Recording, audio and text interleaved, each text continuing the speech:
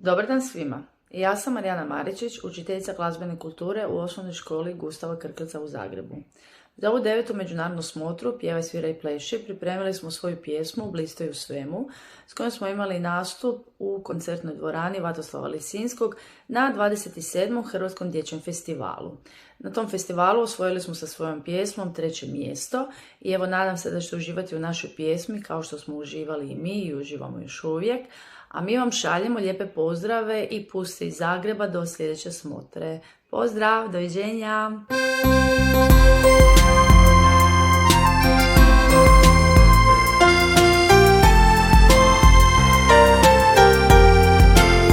Svakoga jutra zrakama zlatnim probudi život ovoga svijeta, svjetli i grije do kraja dana, čudesan raskoš mirisnog cvijeta.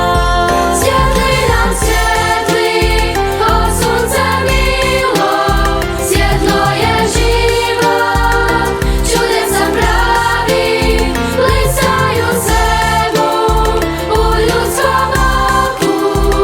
Božje djelo ljepotom hvali,